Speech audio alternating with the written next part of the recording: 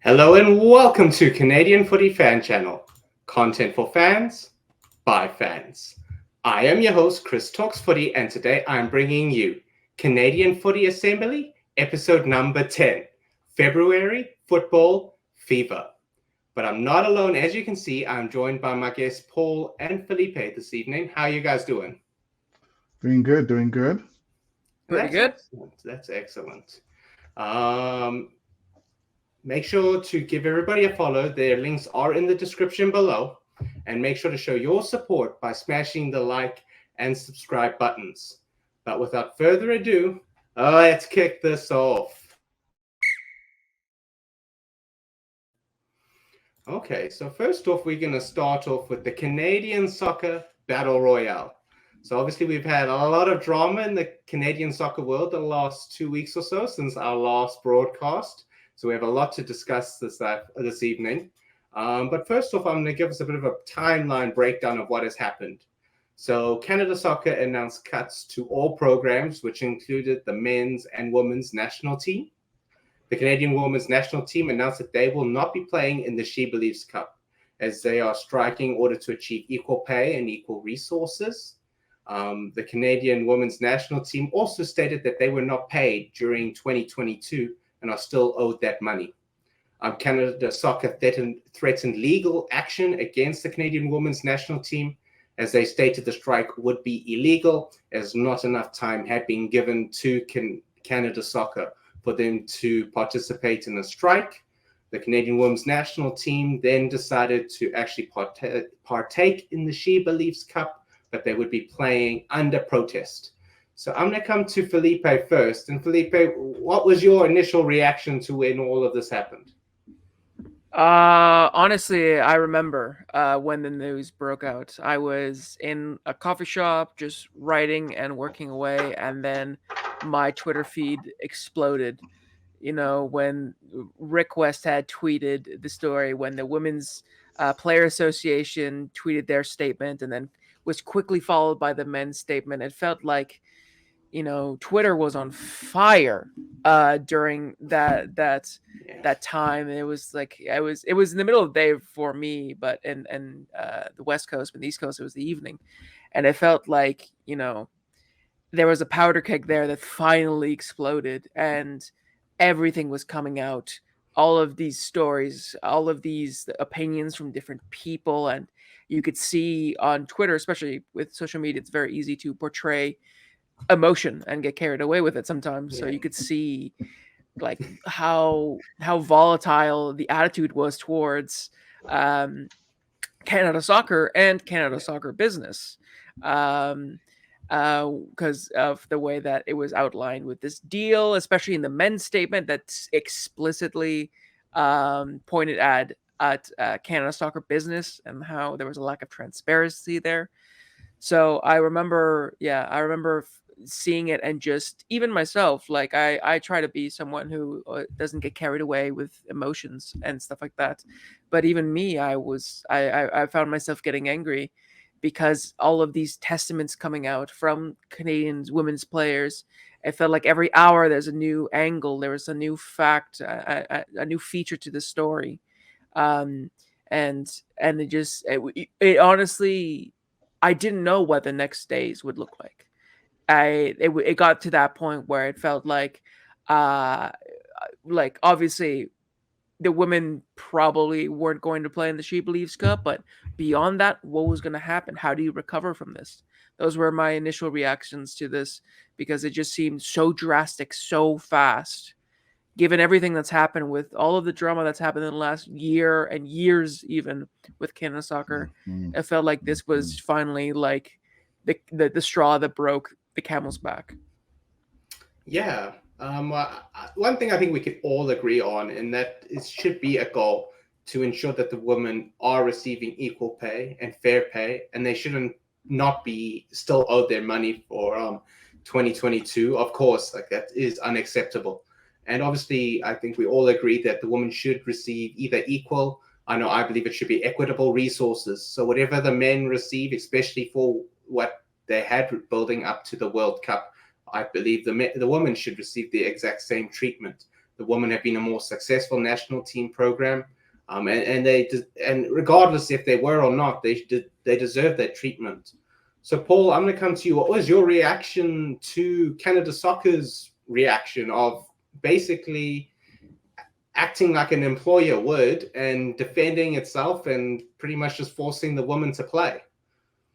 Yeah, I noticed that basically in the past 2 years, with all the issues that Canada Soccer has had, they're always on the defense, and always pedaling back. And I think they need to do a better job of the PR, or just a communication, because the way it comes across sometimes, to be honest with you, it could come across very crude, very nonchalant, like they don't really care. And I think people are sort of feeling that. And I think that's where, Felipe, we're seeing the backlash on Twitter of the emotions back and forth, because people are very frustrated, especially if you don't sound transparent and you don't sound authentic. I think people start to lose trust in that way. So for me, I actually wasn't surprised, even when they're like, well, you know what, we're going to sue the players. And I think you don't want to play that game in the public arena, especially when you look out and you see that, yeah, there's probably some people that want the women to play and don't feel they should get what they deserve.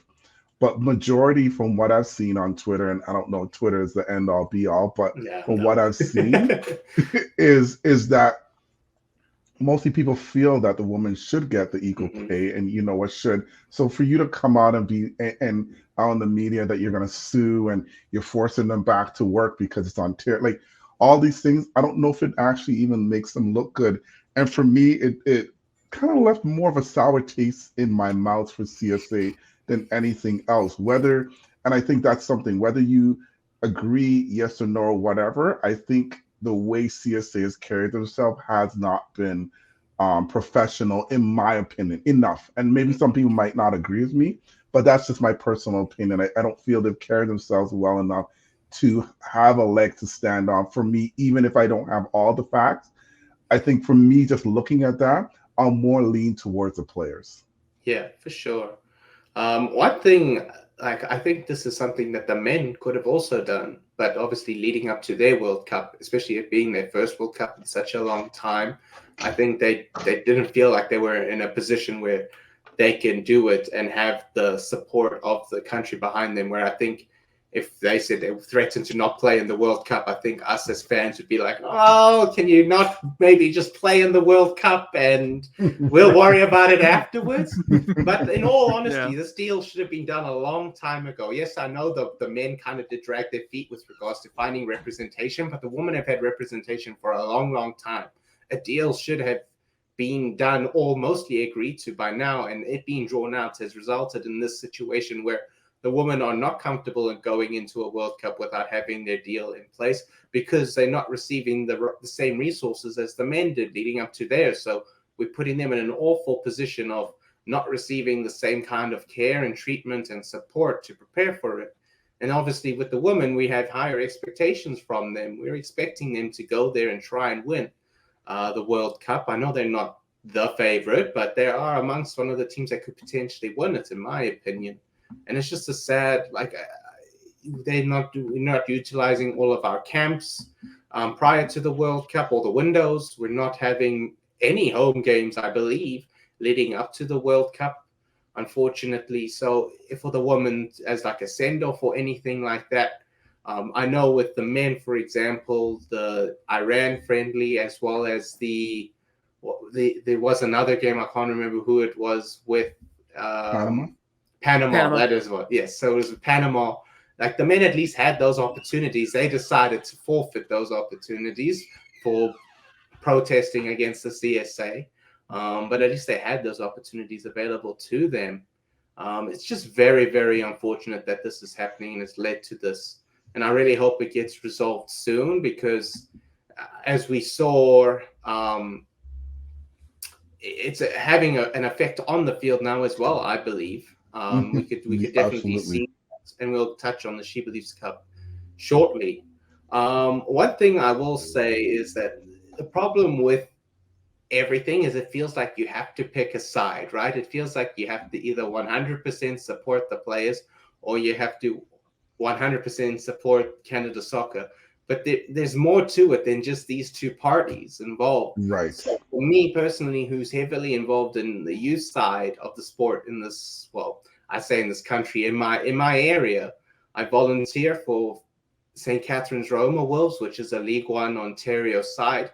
We have teams from ages 5 all the way, which is like Timbit soccer, all the way up to our League One teams for men and women. And I'll tell you this, with regards to the resources available to us, it's pretty much non-existent. We pay this Canada Soccer and Ontario Soccer our registration fees, and what we receive in return is nothing or very little in return. So for me, we have to look at a holistic approach, and how is what we're doing, how is it going to affect soccer as a whole in this country? Obviously, the women need to get what they deserve 100%, but how does that affect other things? Obviously, I don't want the Canada Soccer to have the money 100%. What they receive, they should be spending on soccer in this country, and they shouldn't be private planes or business class this or suits that, and having expensive meetings in fancy hotels and having expensive dinners. But this is what's happening, unfortunately. And I worry a little bit that at the end of the day, the men's national team gets what they want, the women's national team gets what they want, but the pie stays the same. And it's the youth soccer in this country, and amateur soccer in this country that ends up having to pay the bill per se. And there's a lot that, like Canada Soccer, they support, like I said, youth soccer in this country. They support soccer for people with disabilities as well. And that's something that St. Catharines Roma Wolves is looking into providing, especially for those who are visually impaired. So, like, there's more to soccer than just our national team. So we just need to remember that. And then there's also some excellent people that work in Canada Soccer. I know, as Felipe was saying, people were freaking out, saying everybody at the CSA has to go and just disband the CSA and start a new federation. And it's like, yes, the people at the top, the ones that are making the decisions, the board of directors, the CEOs, the CFOs, the people at the top, yes, we need to hold them accountable, but not everybody at the CSA is a crook and wanting to screw over soccer in this country. I know from the people that I've interacted with, they're average people doing a job for Canada Soccer, and they want the best for soccer in this country. It's just they're not the ones that are decision makers or the one at the top who are trying to take advantage of the system, which is unfortunate, and that happens in every form of life. In government, it happens. In businesses, in all businesses, it happens. In charities, it even happens. And it's unfortunate that Canada Soccer, it's happening there, and that it impacts so much. I'm going to come to you, Felipe. Do you see this being resolved before the Women's World Cup, or do you think this is just going to continue? That's a great question. I think it really depends on how Canada Soccer wants to play this. Because I think, Paulo, you made a great point where it seems like every step they do is defensive. And there is a way to have accountability without sort of putting yourself necessarily in a negative light. I think at a certain point, that's sort of what they need. I think it would be something that, they step forward and they acknowledge that they not only have made mistakes, but are continuing to make mistakes and are trying to be better. And showing, I guess, a bit of, I know it's in business, it's not smart to show yourself as vulnerable or to show yourself as like capable of making mistakes, because it's a bad image. But I think with everything that's gone, so like everything that's happened so far, Canada Soccer, I think, needs that. I think they need to sort of humble themselves and be like, okay, listen, we know we messed up. This has been going on for a while. It's been scandal after scandal after drama after drama. We need a cleanse, a new cycle, and we want that because why? Because we care about Canadian soccer. Because it's as much as they love their expensive suits and meetings and stuff like that, they're there to facilitate Canadian soccer, and from all the way from grassroots, like you were saying, Chris, all the way to the professionals. and the national teams. And so I feel like they need to change their attitude towards these things to have a basis, because not only I feel is there a lack of trust between the national team players and and Canada Soccer, but with everyone at every level. I feel like the trust is broken all across, all down the board. Yeah, and so it's not just Canada Soccer; it's the provincial soccer associations as well. It's throughout this country. It's how soccer seems to work in this country, unfortunately. Yeah, and as Canada Soccer, they have to set an example, because they are the national federation. And so I think if they do try to take steps that way to build back the trust, at least with the women's national team for the immediate issues, and then later with all of the other parties that are involved in Canadian soccer, I think that might be a step forward.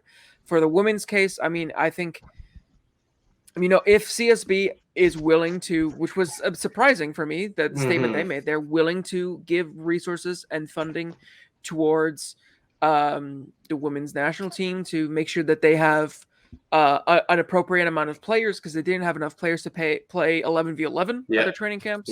And they didn't have enough staff to cover for everything, to pay for staff to go forward, and to have a send-off series before they go to the World Cup that they weren't going to have. If CSB can step up and help Canada Soccer to facilitate those resources, then maybe we can start to take some steps forward into trying to mend this relationship in the eyes of not only the players, but the entire public, Canada Soccer and FIFA and the government of Canada. Like, there are bigger parties outside of just Canada Soccer and the national teams that are keeping a close eye on this, because 2026 is not that far away. It's 3 years away, and FIFA are keeping an eye on what's going on. We don't want, after Qatar, we don't want any more countries with controversies, and with the Canadian government, and they're like, the Heritage Council was offering to investigate, which they're doing. I believe in March is when exactly Nick Bontis is meant either the beginning or the end, but if they've asked him to voluntarily come. If he doesn't, there will be subpoena. Exactly. Is that how you say it? Yeah. Okay, him. So I don't think he would want that. But like you say, Paul, they've been very defensive. Maybe he'll be even defensive about that and lawyer up and say, "Come get me." Like, I can see it getting worse. And that's the thing, right? It's like, if the government gets too involved, then FIFA is just going to pull out of that, because they don't want to, I think I don't know if that violates something, or I think it might violate some sort of law that they have. But it basically, this could turn horrific for everything that Canada Soccer has worked for in the last 10, 20, 30 years. This is was sort of like the climax that we have of hosting a World Cup, having this men's league, having both national teams be recognized on the world stage. I think that, they need to tread carefully, and it starts with trying to give these resources towards the women's national team. And, if CSB can help them, I don't know if this is being very clever from CSB, saying, "Oh no, we want to help. We're not. We would never take away. We're the good guys." It's like, we don't want to be the bad guys. We're more than willing. I don't know if that's a very, very clever play, or if it just goes to show even more that Canada Soccer didn't explore that option. Maybe it was kind of a fact. Maybe they didn't try to go back to negotiation table, be like, "Listen," even way before this, it's like, "Listen, this is how much you're making, and we need more resources for this. Can we renegotiate?" and stuff like that. If they tried and CSB said no behind closed doors, and now they're saying yes because of the public, all of this public drama and stuff like that, that's a different thing. But you never know, right? And so, I think it starts. The women's national team is the first step to a long line of reparations that they have to do with Canada as a whole, and they have a strict timeline, because in 3 years the World Cup is here, and I know we're not hosting as many games as the United States, or I don't know if we're hosting as many games as Mexico, but we're still a big part of this, and we want to be unified once the World Cup comes to our doorstep. And if this is going on behind the scenes, still, then it's just going to look poor. No matter how many, how much glitz and glam we put on TV when the games are happening, knowing this is going on behind the scenes is going to take away from it no matter what. Yeah. So Paul, you touched on a little bit about CSB, but I want to get your thoughts, and then we'll move on to our next topic. Do you see CSB surviving all of this? They can't. Are they going to go away even with this long contract that they have? And do we need the CSB to stay, because they're the ones who own the Canadian Premier League? And if the Canadian Premier League, if CSB goes away 100%, the Canadian Premier League is going away. There's no ways it's staying without the CSB. And then what happens to Canada hosting the World Cup? I know hosting the World Cup isn't the be all and end all, and equality and equity is more important than that. But could you how do you see this playing out with CSB? Yeah, I don't see them going away unless a new regime comes into play. But I do see, if a new regime comes into play, maybe more questions being asked to CSB to get some level, as much as they said they have been transparent, just a level of transparency. It's quite interesting. Felipe touched on it when they came out with a statement, right? I think it's a very good tactic that they did, because it also makes CSA not look good, right? Yeah. Because now it's like, well, hey, no, we're willing to do whatever it takes to make. And then too, in fairness, you also have, as much as you don't want to say it, you have players that are employed by One Soccer that CSB owns. So it's very interesting, right? And it also a bit of conflict in a sense, conflict of interest in a sense that former players that now also are probably against the CSA, because rightly so, no one's necessarily blaming CSB, because people are like, well, hey, CSB took advantage of it. It's really CSA that signed the deal. Business. Yeah, it's CSA that signed that contract. And I think CSB was like, well, you know what? This is a good opportunity for us to look at and say, well, hey, I mean, CSA came to us and this was the deal. They didn't want to do anything at all. And so we had to look at a way of being profitable, as you said, Chris. So I don't see them necessarily going away. And before you go on there, there's nothing, in my opinion, there's nothing wrong with them being for profit either, because when you have the motivation of a profit, you will want the product to succeed.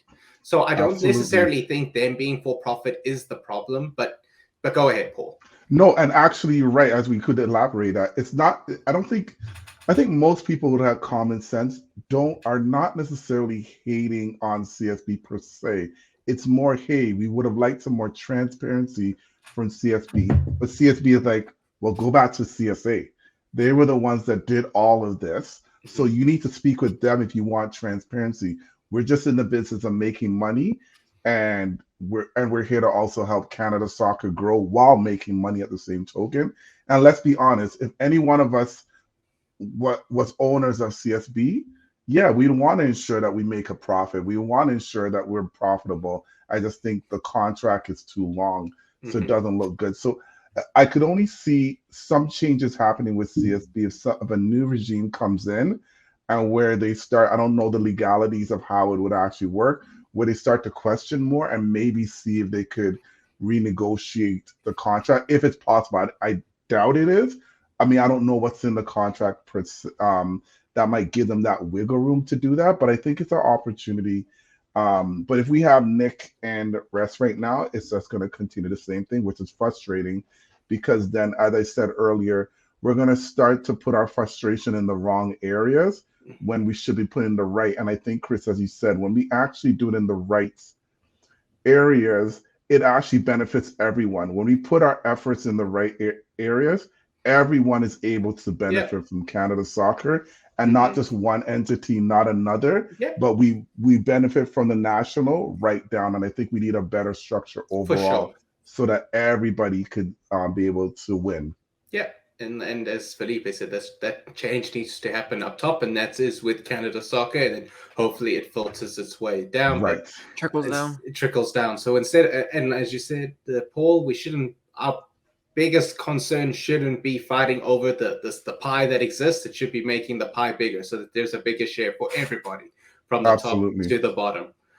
One thing before we move on that I want to touch on is, yes, Nick Bontis was part of the deal when making it between Canada Soccer and the CSB. But we need to keep in mind that Victor Montagliani was a big part of that, and nobody is talking about Victor Montagliani.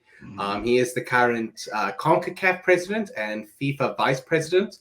So, and I've been seeing him getting zero backlash over everything. So I think people just need to keep that in mind, that he's managed to work himself even higher, and he was essentially the cause of the situation with negotiating the deal with the CSB.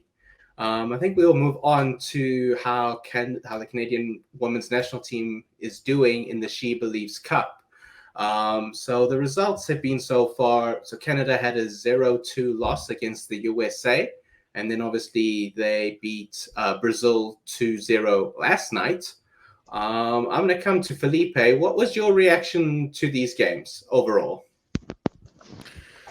Well, I mean, with the first one, I was sort of hoping that the whole drama that was going on would sort of light a fire in the women's national team, in all of the players, to go onto that pitch and show up why they deserve to have the equal pay, why they deserve to receive what they are calling out for and everything. That was part of my hope, that this could have a positive outcome in this SheBelieves Cup, especially beforehand, coming out with the purple jerseys, the color of equity, and the enough is enough on it, and saying that we're here in protest, we're playing in protest, covering up the badges. Like, they were very clear off the bat. I was hoping that would translate as well with an even more determined effort on the pitch.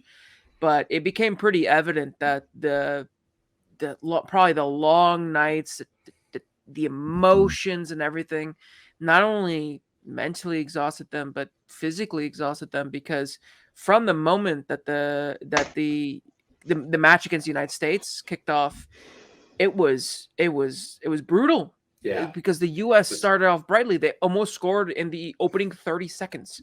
Yeah. And then they never really let up after that. Canada couldn't settle. They had no control. They were disorganized. They were disjointed. There was a communication breakdown. And in those two goals, that's what you see. You see disorganization, tired legs, tired minds. They're not switched on, and that's what happens. And then, there's when subs come in, they look bright in some things. It looks like a positive, but beyond, Janine Becky's long shot that Naher had to go and save, there was really nothing else. And so I was pretty disappointed with the first one, and not necessarily at the players. It's not the players' fault. Christine Sinclair afterwards came out and said, we're just exhausted, like physically exhausted. We're exhausted because of what's happened, but we're going to go again against Brazil. And to be fair to them, they did. They started off much better. I think the opening, 20 minutes was really, really good from the women's national team. I think they seemed more organized. Some of the substitutions that they did, like in the lineup that Bev Priestman had, seemed pretty good.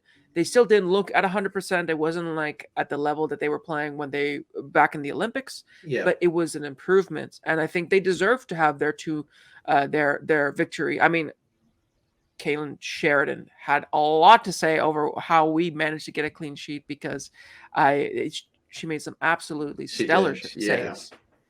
There's a reason why she was voted best goalkeeper in the league that she was part of last year. And so, I mean, but overall, the performance was much better. I think that I think now with that win under their belt, they're like, okay, we can sort of get back to a certain rhythm, a certain flow that we're used to. They'll finish out strong in Japan. But once, the focus goes off of the pitch and goes back onto, the lawyers and the papers and the forms and all of that, then I worry about what might happen come Australia in the World Cup. Yeah. I think you were touching on Christine Sinclair's quotes after the USA game. she was brutally honest. She said that the players are mentally and physically exhausted. She said that they were either going to come out guns blazing or they were going to come out extremely flat. It was one of the two. There was going to be no happy medium. And unfortunately, they did come out flat. I'll be honest, it's hard for me to even review the USA game because it just was a victim of the circumstances where, if we're being honest, it should have been USA 4 or 5, if not more, to nothing, because we offered nothing. But I understand why we offered nothing, that the players were not in the right place to be playing that game, unfortunately. But I'm glad they were able to utilize that game as motivation for the Brazil game, and they were able to put in a much better performance in spite of everything that has been happening. So, Paul, I'm going to come to you.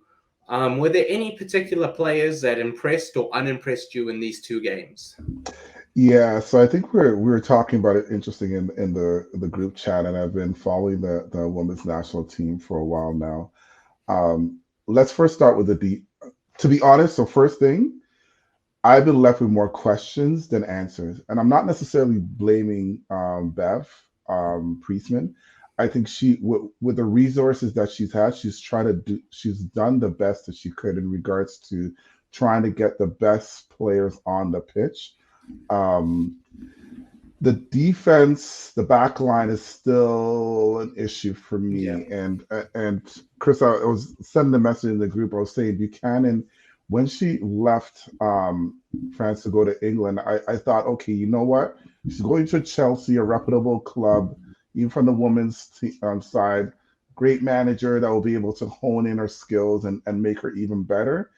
And I know she's been in and out of the lineup, and I don't know if that has helped, but her play has definitely dipped, and it was quite evident. Okay, I'm not gonna even take the US game, right? From a mental standpoint, we've all talked about it.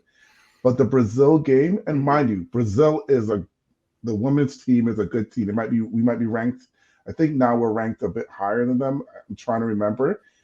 If it is, it might just be one place down, or they're like one place higher. I'm trying to remember exactly. But taking all that out, Brazil, no matter what it is, football, as they would call it, like they're going to spew up, men or women, it's the religion, right? So yes, they're a good team, so not taking that away from them. Brazil's ranked 9th and we're ranked 6th. 6th, yeah, that's what I knew was somewhere like around there. Mm-hmm. But definitely the back line seems a bit slower. The communication is lacking. There's a couple times that they could have scored, like Brazil could have scored. Robbie, she could have scored. Like there was several occasions that they had opportunities, and Sheridan obviously, like, she saved the day. Yeah. There was opportunity that they also missed. There was a couple of headers where it just went directly to her. But the back line for me, Buchanan, I'm going to say now Buchanan has really let me down. Another player is, and maybe people might not agree with this one, I just need more from Janine Becky. I find like she reminds me of Kyle Larin, where it's like when they're on, they're really on. And when they're not, they're just like ghosts. They're non-existent. Yeah. And you kind of see them, but you don't necessarily really see them. And you wonder if they're playing the right position at times, and you start to question it. And then even yourself, you get into the debates. Okay, no, maybe she should be playing here. And then when she does, like she was playing Concacaf tournament, she was not right back, she was playing right wing at certain times. And there was games that she was non-existent. Yeah. And so for me, I need to see more from Janine Becky. So I'm definitely going to say those two players for sure. I actually need to see more from Buchanan and Becky. I'm even kind of hesitant of starting Becky, but I'm not going to. She has the caps. She's, one of the steadfast players on the team. So I understand why you still play her. But yeah. And then I'm going to flip it to say who has really impressed me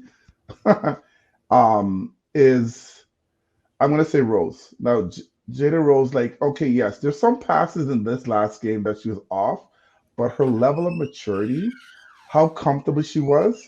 And I remember the sideline reporter telling Adam, oh, she's too comfortable with the ball. They're up 2, she should just kick it down. I'm like, no, there was a pass that she gave to, I think it was Janine Becky, and Janine Becky fumbled it, and it wasn't her fault. Like, I think she is well poised on the ball.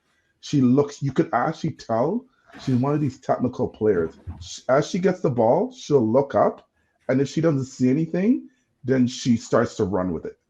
Right? Other players sometimes they just start to run. She does a quick glance, takes the ball up, and go. And so for me, I really love her play. And then Fleming, I was kind of, I don't know, I was kind of skeptical. She's small in the midfield, getting bounced around.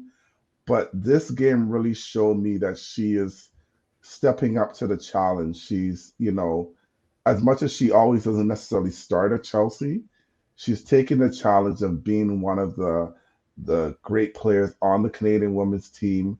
Her set pieces, awesome. I'm actually really impressed with her set piece plays. So those two for me are my standouts.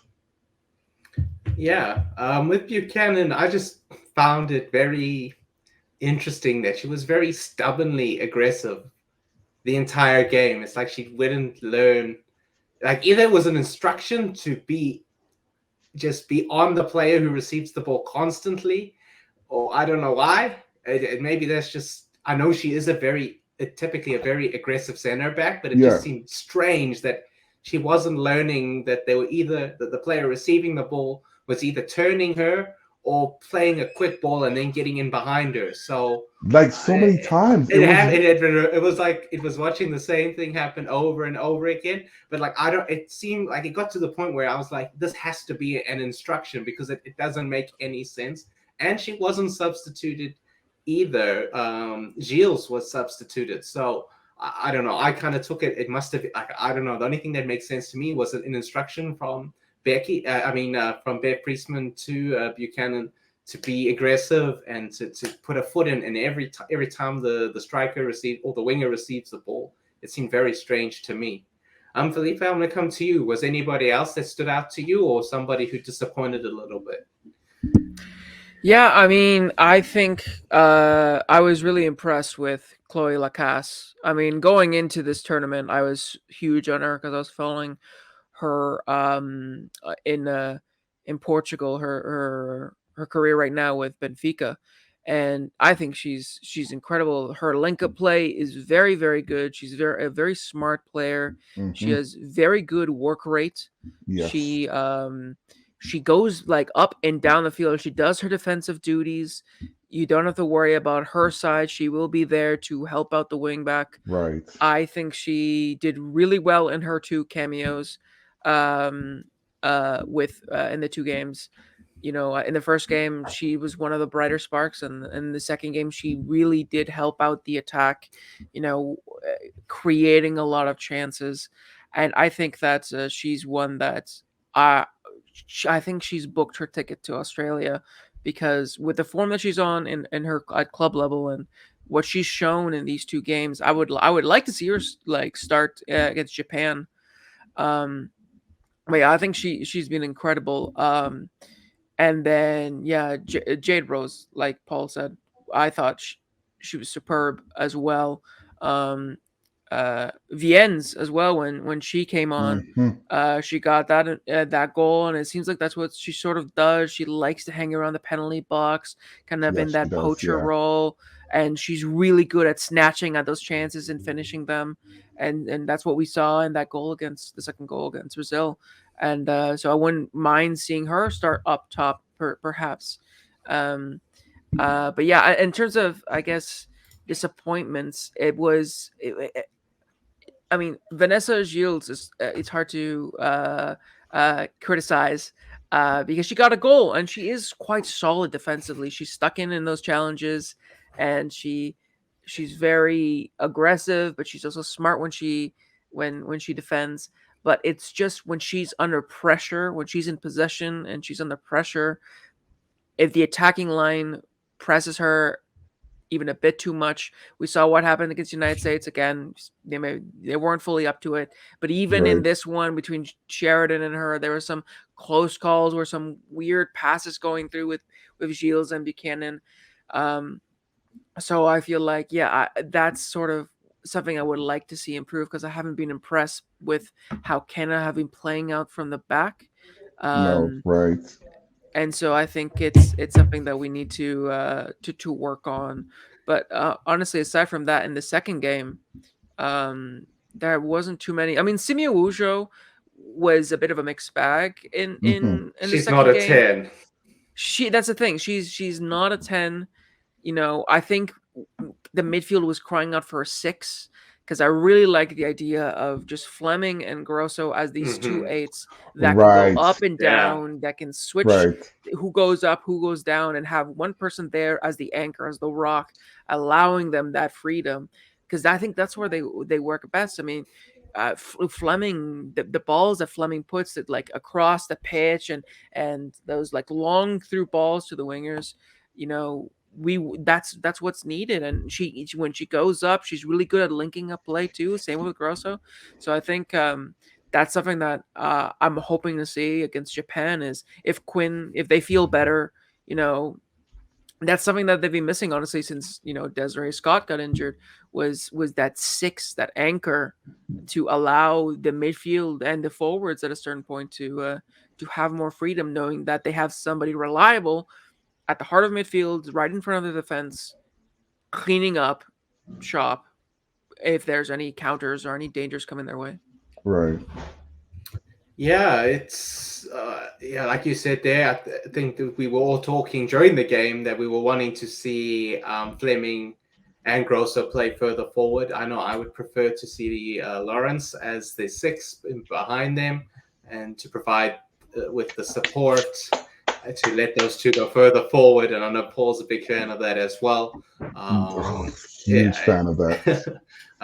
With regards to Becky, I'll be honest. I think I prefer her as a right back or a right wing back, but then I also prefer Riviere in that position to her. So with Becky, for my personal preference, is she would be more of an impact sub player, but she has 100 caps now. She's very experienced. So if she were to play at the World Cup over Riviere, who's just starting, well, she does have a fair number of caps, but is a fairly young player. I'm not going to complain too much about that. With regards to the game against Japan, I'm going to come to you, Paul. What do you want to see from Canada? I want to see the back line play more solid, as Felipe is saying, being able to play out of the back and play that pressure. Because I think, as you're holding, yes, sir. I know he would disagree with that, because he doesn't like them. I like them moving up. I know the 6. Sorry, I'm gonna just answer African. Go ahead. Yeah, I could understand why he wants it to be the holding, but I feel like when Grosso and Fleming are attacking and you have a holding, I feel like Canada looks better. That's just my opinion. I know we've gone back and forth on that.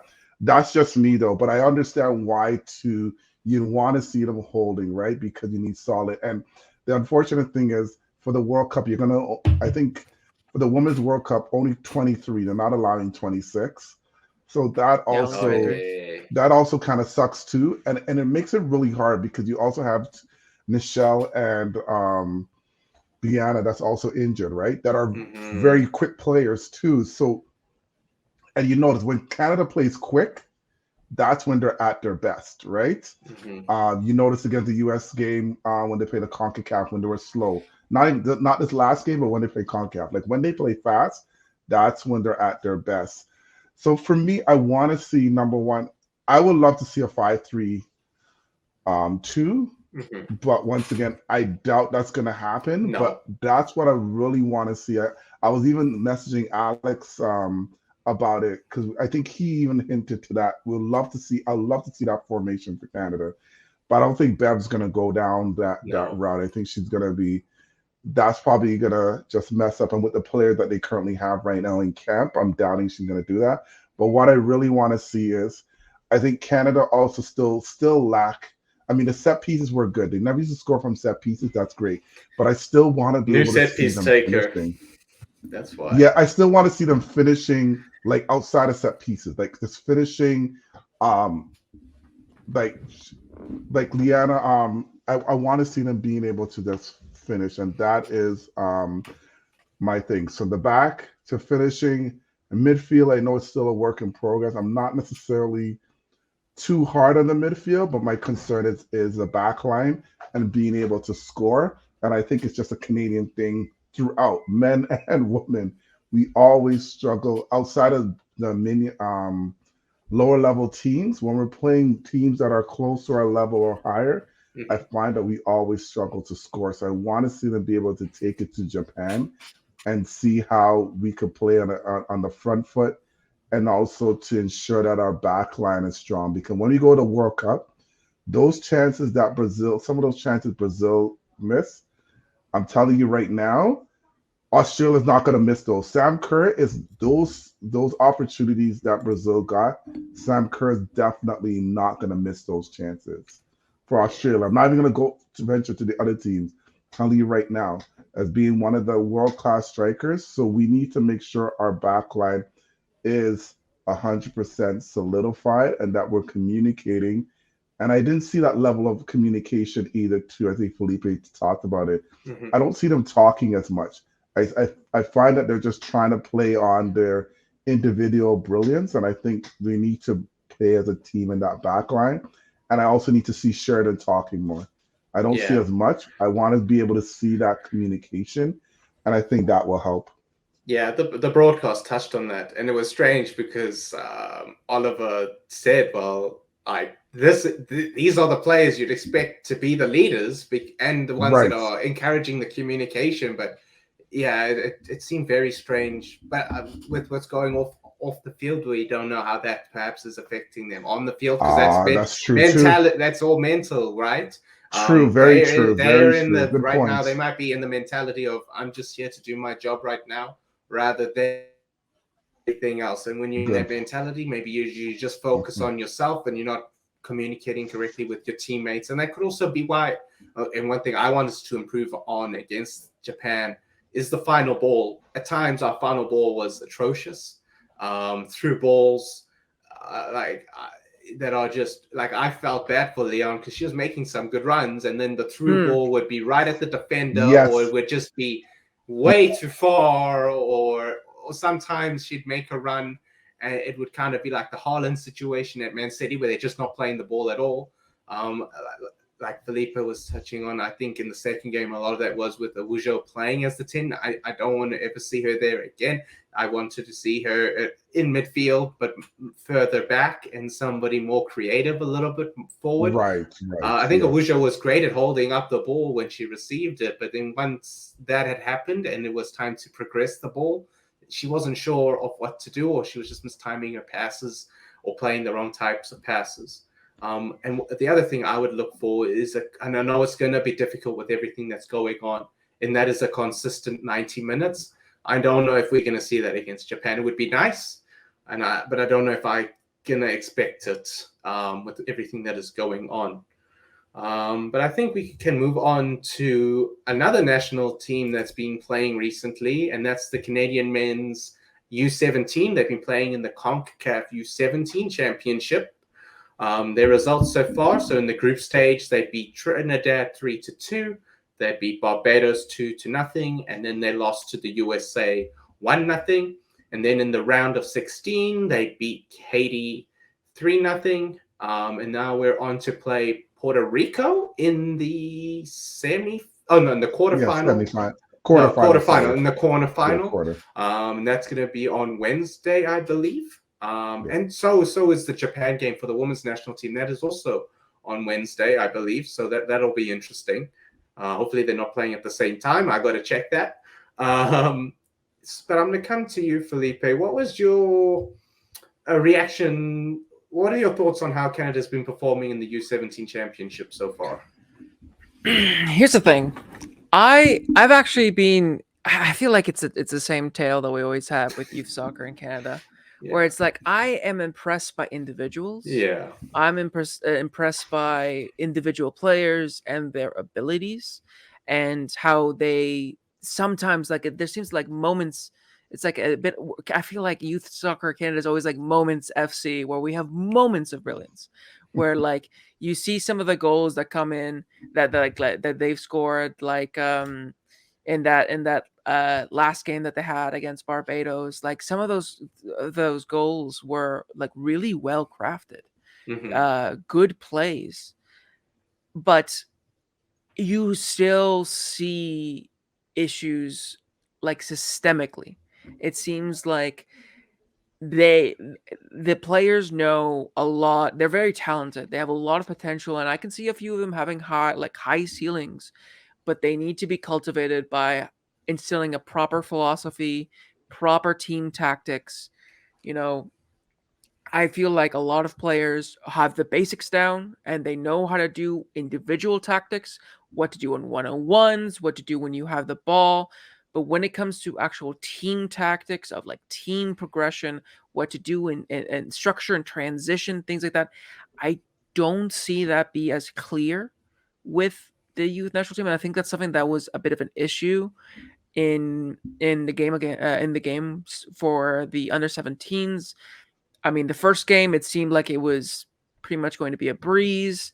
It was 2-0, then 3-1, and then it came to 3-2, and started things got to get dodgy. And it's that part of like that mentality of seeing out a game. That's a team thing. That's not just an individual thing.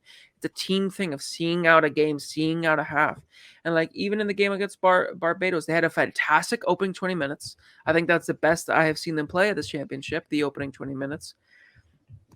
And then from the 20th minute on till halftime, it was back to the same thing. It just was wayward balls. It was not sloppy turnovers, giving away possession cheaply, giving Barbados a chance, a hope, and it almost resulted in that. And second half, it felt a bit better, but it was still sort of it didn't strike me as the same team that opened the game up. And it's that. I think it's that kind of like team mentality, those team tactics of how to see out 90 minutes as a team. I know these players don't play with each other all the time, and they don't see each other all the time, especially the ones that are coming in from Europe. You know, a lot of them are academy players, and especially from like TFC Academy, they have played together, and you can see a little bit of that. But it's still, for me, it's lacking that team cohesion, that kind of proper philosophy where somebody who might not follow the under 17s can sit down, watch the match, and be like, I know what they're trying to do. I know what they're trying to do based on how they're trying to play. I don't think we have that yet. No. And that's something that is missing at the youth level. And, if we're honest, for Canada at the World Cup at the senior level, there were at times where it felt like we were missing some sort of philosophy when the chips were down, or when things weren't going our way. It felt like we weren't there properly as a team and working as a team. It was a lot of individuals trying to make up for it. And so I think it's something that you need to instill at the youth level. I think I saw a chart that was I forget from where on Twitter, where it said when did the famous youth academies, Benfica, Sporting, Ajax, Barcelona, start instilling like team tactics into young players. It was as young as 11 years old, 10 years old, 8 years old. You get the individual stuff in early on, and then you start to teach about the team. But that part's important as well. So I think, I know for me, the Vancouver Whitecaps Academy players, they have been highlights. Javon Badwell has been a baller, I think, in the heart of midfield for them. Kyler Vojvodik has been pretty good striker, having the 2 goals. But overall, DeMontini, I think, has been probably DeMontini, Biello, and Omeze are like 3 of the players that really stood out to me. And this is the thing, a lot of these players are really, really good individually. I just want to see a way to put them on a team so they can all play to their strengths, but play as a team. Yeah. This is the problem with Canada soccer, where we don't provide our youth teams with much preparation, if anything. We were able to actually provide the U17s with a camp with 2 games, one against Mexico, one against Costa Rica in Mexico, but that was it. And prior to that, who knows when last these players had played with each other, because I'm sure they definitely didn't at like an under 15 level during COVID. I'm sure that never happened. So for a lot of it, this could have actually been the first time, well, that camp in Mexico could have been the first time a lot of these players met. So it's hard to judge, like you're saying there, Felipe, with regards to there doesn't seem to be much chemistry. We're not sure what the game plan is. And that's because they just haven't had the right preparation for the tournaments, unfortunately.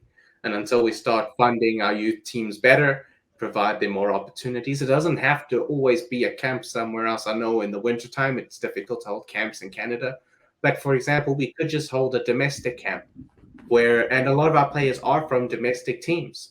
So yes, we may not be able to bring in players from Europe, but we could still have domestic camps in Canada on a regular basis. With regards to the players that you mentioned there, 2 of them for me definitely stood out. So Omise, excellent at the back. He's been a beast back there. Simply put, just winning headers, winning challenges, being very commanding at the back. Last challenges as well. And you also touched on Biello. And I've got a message for Dero here. Dero on Twitter made a very unnecessary and unfair comment stating that Biello should not be the captain of the U17 team because of his father being Mauro Biello, who is an assistant coach for the national team. And Dwayne De Rosario said, with all the things that are going on with Canada soccer, it doesn't seem appropriate.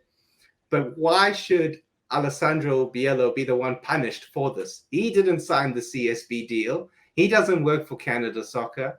And from what I can see, he's been one of our best players. He's very smooth on the ball, very good at distributing. And more importantly, with him being captain, he's been a very vocal leader. When it comes to instructing players or speaking with the referee, he's always there doing that. So from what I can tell, I don't see, like, on the field, I don't see any reason why he shouldn't be the captain.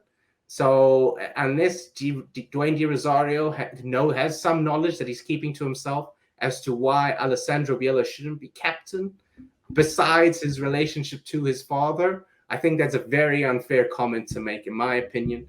I think he should withdraw it. I think he should come out and apologize.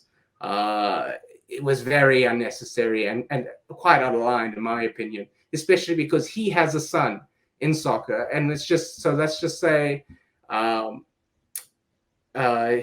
his son should never be considered for any captaincy role because his father's a legend of the game or a legend of Canada soccer. Like, it doesn't make any sense to me why he made these comments. I'm sure Osaze De Rosario has received some kind of benefit or opportunity because his dad was who he was. Yes, these things happen in life. Sometimes when your parents or somebody, you provided opportunities. But from what I can see on the field, I don't see why Biello should not be the captain. He's one of our, like I said, he's one of our better players, and he's definitely shown leadership quality on the field. I'm going to come to you, Paul, if you want to. We got our quarterfinal matchup against Puerto Rico, and it's a very important game because if we win this game, we qualify for the U17 World Cup, and that hopefully will provide the U17s with hopefully a camp prior to that so they can get more familiar with themselves. But what do you want to see in this game? I was watching the Puerto Rico-Costa Rica game yesterday, and I found it quite interesting. Puerto Rico, I thought they wouldn't be able to hold it on, but they have a pretty good side. Very well for me. Seems like their tenacity, they're on the ball, they're on you as soon as you get the ball. They're pressing very hard. So I want to see Canada, for me, as Felipe said, I want to be able to see them play as a unit. And I think that's something that we've spoken about even with the U19s. I would love to maybe see, if we don't have the money, to have a camp from the 15 to 19. I know that the age group is wide, but at least if we can afford camps for each individual teams, that we maybe do a large so that we at least get players in and we have the same system going out, because as also from a coaching standpoint, it doesn't seem like the philosophy is the same. So I think sometimes I'm watching, I'm not even too sure necessarily what it is. It just seems to me as, yes, collective of some individual players that are good, great, that can be great, that are just playing together. So I want to see them in this upcoming match play as a unit. And if they do that and take their chances and make sure that they are consistent and focused for 90 minutes. As Felipe said, there was times where they were off and on, like 20 minutes good, and another 20 minutes not so good. I want to see them play well for the full 90 minutes, and hopefully this could propel them and they could beat Puerto Rico. And I hope they don't take Puerto Rico for granted either. No, that's something definitely I would not want to see. But yeah, as Felipe said, our youth level, we need to inject more life into our youth, because we can't just hope that we'll get some golden generation of players just randomly that will come into the team. You have that philosophy from the ground up, as we've talked about the Benficas, all these big clubs. Then what will happen is you won't have that at the World Cup. Because I'm glad that you brought that up, because there were times that people were blaming Herdman, but there were times that the players went away from what they were supposed to do and were like, you know what? We need to get this now. And they started running around and people were like, oh, Herdman doesn't have to organize. No, these players, once the pressure got high, they started to lose what they were supposed to do in the tactic and the formation, and were doing things on their own. So if we could actually get camp and start to instill into these young players, and understandably so, these guys are in the golden generation. They're probably here and there, but it hasn't been as organized as we can be right now. So we can instill them from the ground up. When we have these moments of playing at the world big stage, I think you'll see a different team progressing. So it's a very good point, Felipe, that you brought, talking about, bringing us from the grassroots right up and having something consistent right through. And that's why I'm going to say this and put it out there. I would love to see, if Herdman decides to leave as a man, I would love to see him be the president of CSA. I think his mind is very great, and I think he'll have some good ideas where you could actually, from the grassroots up, be able to really develop soccer in Canada. And that's what we really need in order to be a nation that gets some respect. Yeah. Paul, I actually agree with you there. I think if John Herdman wanted to progress his career, I think he would make an excellent technical director at a bigger club. I don't know how good he is I think motivationally, he's excellent as a coach. I think tactically, sometimes he has some things to be desired. But when it comes to the technical aspect of everything, I think he's excellent at it.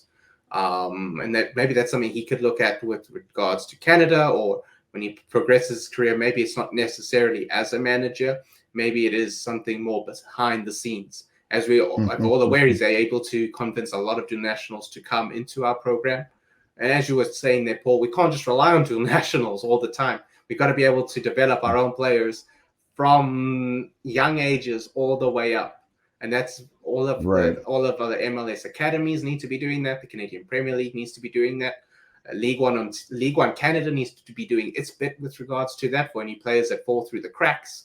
But yeah, that's something that we definitely need to focus on. We can't just have all these players developing elsewhere and then they decide to play for Canada all the time. It's not something we can always rely on, unfortunately. If you're going to rely on that, so those players have opportunities to pick other nations.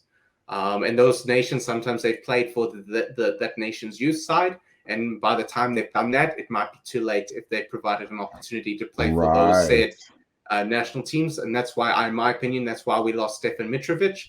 We provided him with the door to go play for Serbia's youth teams because his treatment with regards to the Canadian youth programs was non-existent, as well as his experience with Toronto FC Academy, where he was cut. He had all these reasons not to pick Canada, and then obviously his dad was pushing him to pick Serbia, so it ended up with him picking Serbia at the end. But I think this is a good time to move on, and we're going to be doing our Canadian MLS predictions, and we're going to bring in Mehdi if he's ready to go. I'll just add him in. Oh, there he is. How you doing, Mehdi? Hey guys, how you doing? Good, Hey, good. Mehdi, how you doing? Yeah. So now, you're wearing the wrong shirt, by the way. Yeah, he's wearing the right shirt. I knew, Chris. I did. I was smiling when I saw him having it on there. I was getting a little bit too happy there because I don't know what with I know this is side talk, but with regards to Manchester United, we're on the good side of thing, and Paul and his Chelsea.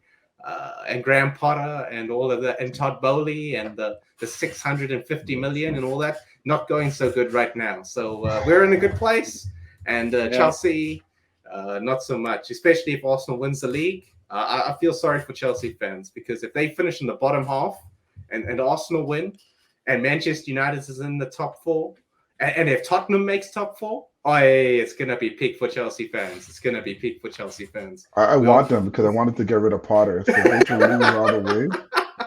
But yeah, I was reading that. Oh, I know we sorry. Topic. No. I know we're off topic here, but like I read something today that they said if they were to fire Potter, it would cost them close to 100 million just to fire him, because he's got because he's got like a 6-year contract and all his staff. To sack him now, it will cost close to 100 million. So, but they have the money. They just spent 650 million on players. I'm sure they've got another 100 million under a cushion somewhere to pay that. But the reason why we brought Maddie in is we wanted representation from all the Canadian MLS teams. So obviously we got Maddie representing Montreal. We got Felipe representing Vancouver. And I am meant to be the host and unbiased, so we'll see how that goes. And then obviously we've got Paul representing Toronto FC. So I'm going to come to you, Mehdi, right off the gate. I want you to give me your prediction for where do you think Montreal is going to finish this season? So I was actually putting my top 5 that I think is going to finish next season. Montreal, we finished second last year, but again, with all the changes and drama going on, so I'm thinking 6. I'm gonna go with 6. I think they're gonna make the playoffs. Okay. But I think Philadelphia, New York, Cincinnati, like last year. I think for goal scorer, it's either gonna be Driussi or Mukhtar. Oh, you think in MLS for leading goal scorer? Okay. And I have my predictions for top 3. I mean, the West, it's Austin, LAFC, Galaxy, FC Dallas. I'm going to say the Whitecaps might slip in 7 or 8. Who knows? Okay. There you go. With regards to Montreal, so you have them in the playoffs. What round in the playoffs do you think they'll reach? I think we're gonna get knocked out the first round. I'm gonna be honest. First round knockout. Okay. With a little bit of a rebuild year. A new coach, new players. We just picked up a guy today at Vilsan who played in I believe the Belgian league. That is correct. Yes, he did. So that's a good little pickup. So yeah, I think it'll be a decent depth option for you guys. Dual national. Hopefully he decides to represent Canada, but I think he's a decent little option there. Felipe, I'm going to come to you. Where do you think Montreal's going to finish?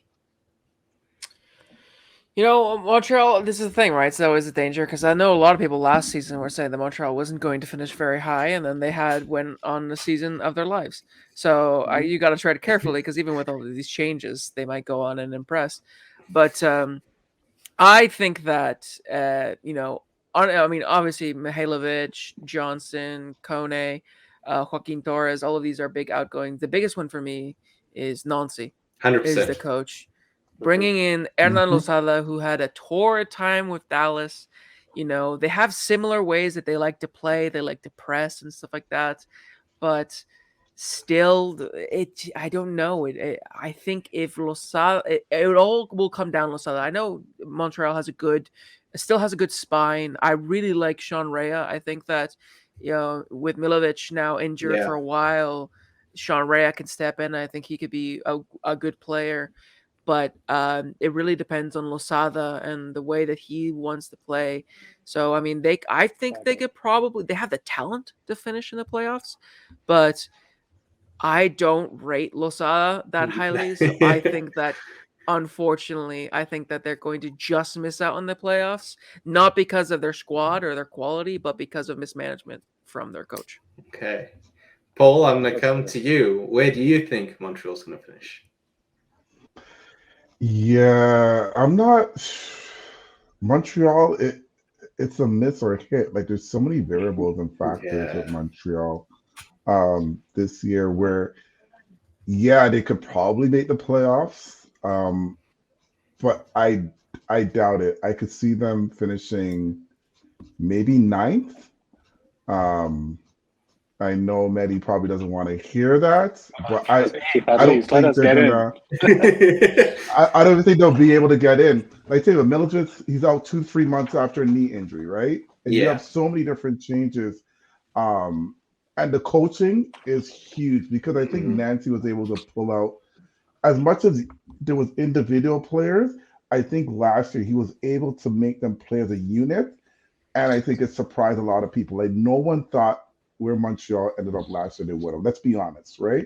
And I think that had a lot to do with Nancy. And so this year, bringing in a new coach that, yeah, as Felipe said, didn't do well. I could see them 9th. Yeah. Even with the controversy with Sandro Grande, he's a good soccer mind. We could have used him too, but he couldn't keep his mouth shut on Twitter, you know? So you're absolutely right. There is a lot of, like, we have a whole episode, Mayhem in Montreal. We could talk. But to be honest, like you said, right? Last year they surprised a lot of people. So I'm saying maybe this year we might, but I'll give them 6 or 7 or 8. Okay. So I personally have them. So I try to be unbiased here, and I think that'll show more towards when it comes to Vancouver, but. In Montreal, I have them finishing 10th in the East. I think it's going to be Hernan Losada out, and I think he's going to be getting sacked this season. I do see them maybe turning it around and maybe making a push towards the end, but looking at how DC United was with Hernan Losada there, it did not go well at all there. So, and as we discussed in the Mayhem in Montreal, I didn't rate him then, and looking into it even more, I probably rate him even less now. So I have them finishing in 10th, and I can picture hashtag Losada out, or whatever. What is out in French? And that'll be trending. It's dehors. So hashtag Losada Dror will be trending on Twitter in the near future. I can predict this. Hey, I got Toronto FC at 8, by the way. Okay. So. Oh wow. Yeah. Well, there we go. We'll move to Toronto FC, and we'll go. So you had them finishing in 8th, eh? I could have put them 10th easily, but they didn't miss it by that many points, right? Last year, I think they finished 10th. They made a push towards the end, yes. Yeah. So the beginning it wasn't so good. Yeah. Okay. So you have them 8. So that is in the playoffs, I believe. So I'm going to assume you think there'll be a first round exit. Yeah, probably. Okay. So Felipe, I'll come to you next. So how do you think TFC will do this season? I think they're gonna have at least a better start to the season than they did last year. And it's very much, I've seen a lot of differing opinions. When people think that Toronto FC can be an MLS Cup contender, and then I've seen people who think that the Toronto FC is going to miss the playoffs outright. Right? Because you have a lot of changes coming in. I think today, even with the deal for Servania going one way and Jimenez going the other way, I was surprised by that deal because I think out of the two of them, between Akinola and Jimenez, I think I would have personally kept Jimenez just because Akinola hasn't been the same since his ACL. I know he was fantastic at MLS's back, but really since then he hasn't shown that form. I do think the additions that they've brought in are pretty good. I think Matt Hedges, he's not the same as the defender of the year that he was a few years ago, but he's still solid. He still brings in a ton of experience that is needed. I know that the other center back that you guys brought in, what was his name? The Swedish one? Yeah, what is his name? Yeah. Oh my goodness, his name just Why is it slipped me now. escaping me now? No, roasted. That's roasted. it. Roasted. Yeah, Yeah, roasted. There you go. From what I've seen, he seems to be a solid defender as well. I mean, you've been crying out for 2 solid center backs. Yeah. You brought in that left back as Paqueta, well. Yeah, Correct. and Yeah. Peretta, and he seems like he might be able to do a job there. You've brought in pieces that you needed, but I still think that the midfield is a big issue. The 6th position is a big issue. Servania might be an answer to that, being able to play a 6 or an 8. Right. But I think the midfield is aging. The squad is aging. I don't know if Diomande can be that number. That's that number 9. I don't know if you really even need that much of a number 9 when you have Insigne and Bernadeschi. Like that might be enough. You just need a guy that can connect between them two. But overall, I think with the additions you have, I think you might clinch playoffs. I think you know what I will say 7th. I'll say 7th. I think you'll finish 7th in the playoffs. Especially now that you have the Italians for a full season, they're getting ready to go and everything, and things seem to be more put together now. I think you guys can go to a 7th place finish. Okay. So you have us in the playoffs. What round do you think we'll reach? Or is it a first round exit? Well, if this is if the playoffs stay as they are. Yeah. If the playoffs stay as they are, then that means that you're facing like a Cincinnati or something like that. That's tough. I'll be honest. I think it might be a first round exit just because the strength at the top with, the Union and Cincinnati and even NYCFC, or like even the Red Bulls now with the new striker Van Zier, who was amazing in Belgium. It will be tough to get past that first round. So I think first round exit. Okay. Paul, how about you? Yeah, maybe I'm too optimistic. I'm actually going to say 4th. I'm not going to be overly optimistic, but I'm going to say 4th. And some of the reasons, it's not just a defense. You have a reliable keeper. And trust me, Chris and I, every week it was like always talking about our keeper. So we won't even, but not even as a matter of fact on the field, but off the field. So we're ready for the reports where he's been a leader in the locker room already, and I think that goes a long way. When your goalkeeper, I used to play goalkeeper for a bit. When your goalkeeper is a leader and is able to galvanize people together, that allows people to play free. And I think that was a hindrance for the team last year, being able to play free and being able to play a level of trust where you have confidence that person, that your last line of defense, would be able to save no matter what. You have a full also Richie playing on that right. I think as much as the midfield is aging, and I understand that, I think Smarts is going to go a long way. And don't get me wrong, I'm not equating our midfield to Croatia, but I'm just saying, you look at Croatia's midfield that was very old, but they knew how to play with Smart. And I think that's a level that you have with Osorio. I think Osorio's his IQ is next level. I think Bradley, with more depth, will be able to not have to, hopefully won't have to use him as often. And K, I'll be honest, I'm just hoping. that we're on our knees. We're begging. We're begging. But even if, I think there's opportunity now for the youngster like Kosti to play his true midfield position. And we saw when he did play that, how much better and comfortable he was on the ball than when we tried to play him at right back. So that's why I feel, and we don't have to talk about the Italians. We know. I think Ayo is just a level up. I think Bradley's going to be able to, I think Bradley sees the potential in him. And we all saw that before he got the injury, right? And we know as athletes, a lot of times it's the mental. And I think last year, a lot of it was the more mental, like, well, what if I do this again? Am I going to get another injury? Like a lot of times you're kind of hesitant to go full out, right? And I think as he gradually goes along and he's in camp with these other experienced players that have probably been through, Insigne has been through a lot of injuries. I think that's going to definitely help him. And also, and don't take this for granted too, but with Insigne learning English, another year of English under his belt, I think is really going to help to galvanize the team.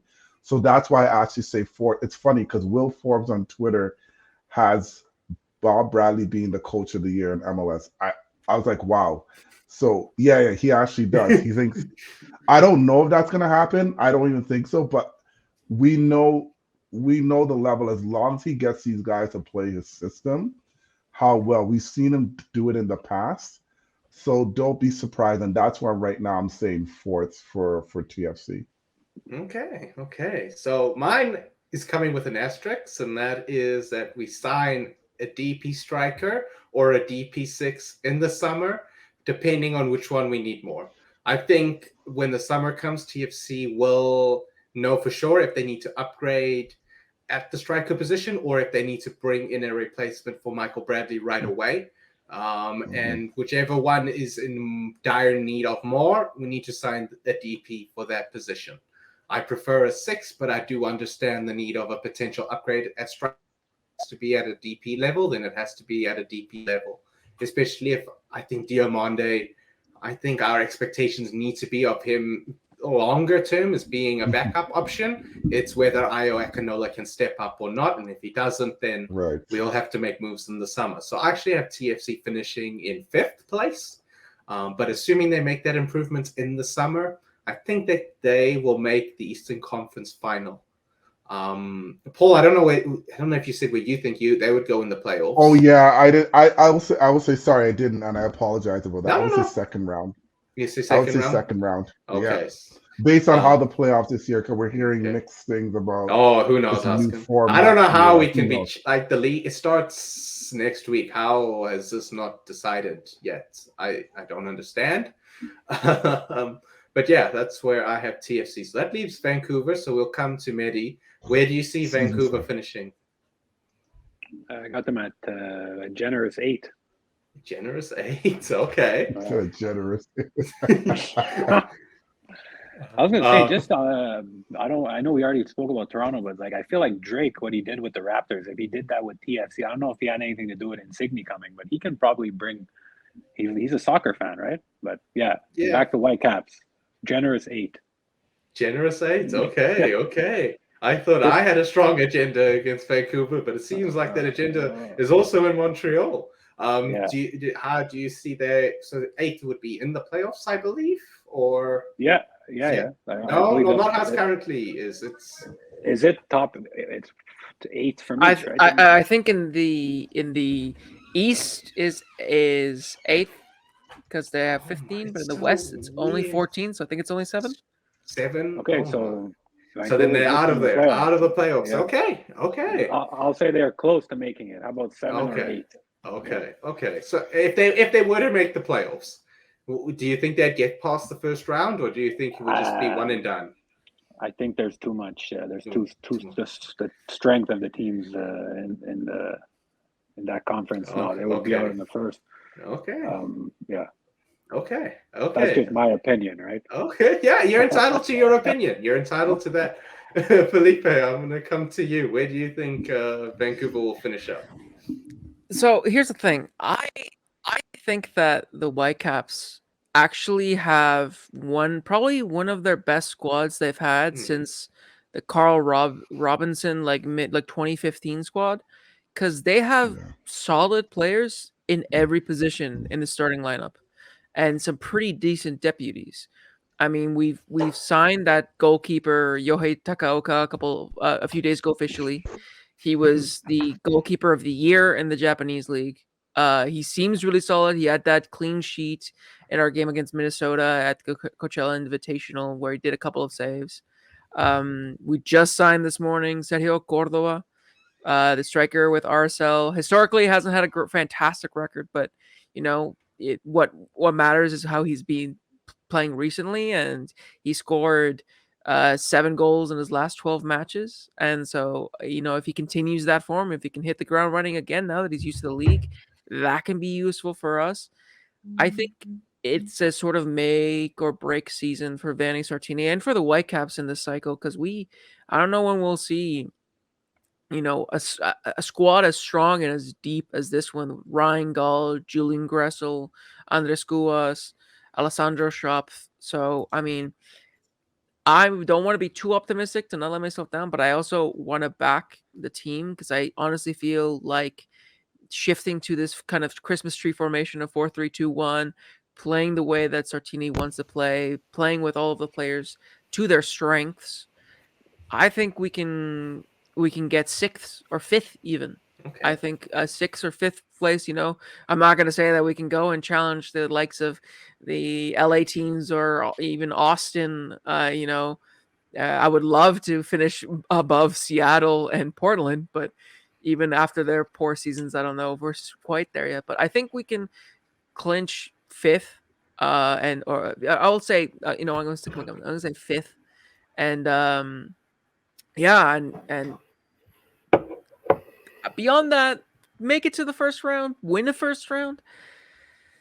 You know what? I'm gonna say yes. I'm gonna say they're gonna win their first round, but they're gonna go out in their second. But at least they're gonna make history of going to a conference semifinal. Okay. Yeah. How about you, Paul? Where do you see Vancouver finishing up? Yeah, at the beginning of the season, I was very unsure. I know Felipe had spoken about that. I see them seventh. I think the moves that they've made, I actually agree with you, is probably one of the strongest sides. And the signings have been very quiet, in a sense that there's been adding players at each position. And you're like, oh, then you see you see the news. Oh, they added this, but yeah. So across the field, they've added definitely some good depth. Even though there's players that have left, I think they've placed them with the right players for Salati to really be able to utilize and being under the system. And you still have a core set of players who have been there. Not sure if I froze. Can you guys still hear me? No, we can still hear you. Yeah, you're going to hear you. Your picture still hear me? Okay, as long as you can can hear me, that's the most important. So I definitely do believe that they'll finish seventh. I could see a first round exit, but I definitely see them in seventh and making the playoffs this year. Okay. And how do you think they'll perform in the playoffs? I think first round exit. First round exit, okay. I don't know. Yeah, I don't know if they'll second round. If they finish seventh, it'll be tough. It'll be tough for them to get past the first round if they finish seventh. Right. Yeah. Okay. So when we did our initial prediction, I was a little harsh on Vancouver upon reflection. I think I had them finishing 12th or something. So I've actually changed my mind, and I predicted them to finish 5th in the West. And I think, like Felipe, they'll make it to a conference semifinal. When everything is just very solid and they're just going to be a very good team, they're not going to really scare teams too much besides maybe Ryan Gold a little bit. But I think they'll be very consistent throughout the season. Right. They'll be one of those teams that just prod along. They'll win 2 games out of 3. Nothing too spectacular, grinding out 1-0 or 2-1 victories. It's going to be tough for them in the playoffs. The West is very stacked at the moment. So I think they could definitely, especially if they finish like you said, Paul, if they finish 7th, I think there's no chance they'll get through. But if they finish 5th, I think they could get through a round, but it's going to be tough for them beyond that. But at least they would have made it made it to a conference semi-final, so that'll be quite the achievement for them. And as much as Vanni Sartini as a rival fan drives me absolute nuts and infuriates me, he's kind of like not exactly like Jose Mourinho, but like how rival fans feel towards him is very similar to Jose Mourinho, where if you have him, you love him. If you don't have him, you absolutely hate him. I think I don't know if he's the greatest coach in the world, but it's just something about him that he's just able to get the most out of this Vancouver team. So I think they'll surprise me and surprise a lot of people and actually be quite solid this season. But I think it is important for them to get into a good start, because if they were to stumble out of the blocks, Vanni Sartini is going to be put under pressure, and we don't know how they would react to that. and then the season could go sideways. But the same thing could be said about Toronto FC as well, where if they do not start off well, Paul, we know how the TFC fan base is. If we lose our first game this coming weekend, it'll be Bob Bradley out, Bill Manning out. We all know this, unfortunately. But I think that's going to wrap it up for us. I want to thank Mehdi, Felipe, and Paul for joining me here this evening. I wouldn't be able to do this without them. So thank you very much to you guys. Everybody's links are in the description below. So to make sure to check everybody out and give them a follow. I want to thank you, the listeners, for joining us here on Canadian Footy Fan Channel, content for fans, by fans. We appreciate all the feedback you've been giving us and the support you've been giving us as our channel grows. We're going to be trying to be more consistent going forward. I know the new year with the consistency has been a little bit difficult with all sorts of stuff going on, but with the MLS season starting next weekend, we should be putting out content every week for you guys. And I think that's it for us here. Make sure to subscribe to the channel and smash that like button. I have been your host, Chris, signing out.